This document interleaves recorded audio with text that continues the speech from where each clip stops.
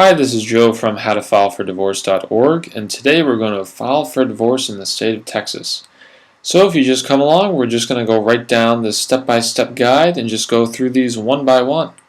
So step one is to download the Texas Divorce Papers by clicking on this link right here, and you'll download all the necessary Texas Divorce Papers that we'll go through in the next following steps. Step 2, the spouse that has decided to file for divorce, which means either spouse can be the one to take the lead and file for divorce in Texas, but the person that does needs to file a Texas Divorce Petition, pay the filing fee of $260. Now this is the state fee. There could be other county fees, but most counties are $260.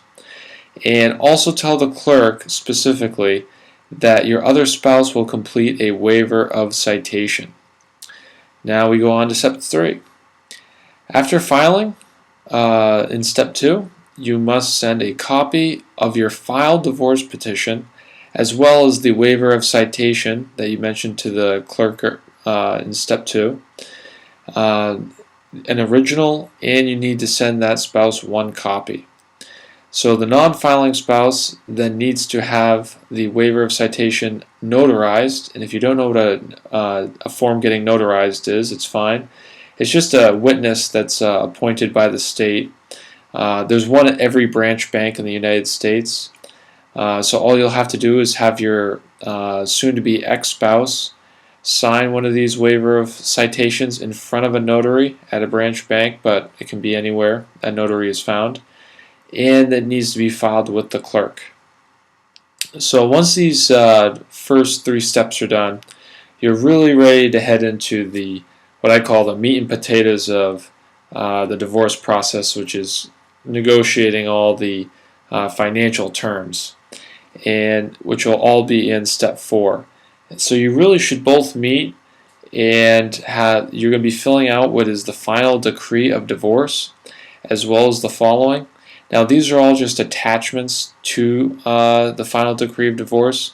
So for example, if you have children, you need to fill out some of these that have to do with children, such as the child support order, and the last one here, employer's order to withhold from earnings for child support. So these are all that you'll want to just go through together. And you don't need to file these yet. You just need to have these all completed at this time. Because you're still waiting from the time that you first filed the petition. There's a 60 days where you have to just be on hold, and the court kind of gives you this time to get all these steps done. So if you have children, moving along, if you have children after you've agreed on the terms of the divorce decree, as here, you will have to attend parental divorce education classes.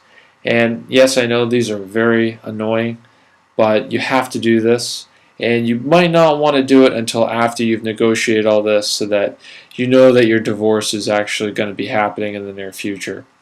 There are divorce education classes all over the state, and it's probably best to contact the clerk for the qualified classes in your area, because you're going to be given a certificate at the very end of the classes.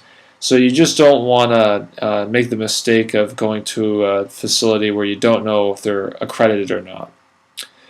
So after you've fulfilled all of step 4, after 60 days from the time you originally filed the petition with the clerk, you are eligible to schedule a court hearing date.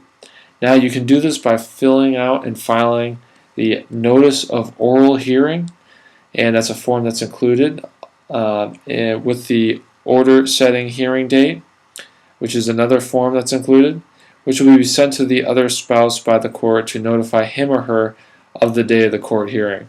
Now what this means is that you're going to contact the court, and they're going to tell you exactly when the court date is going to be, and they are going to send notice to your spouse after you file this notice of oral hearing and get that court date.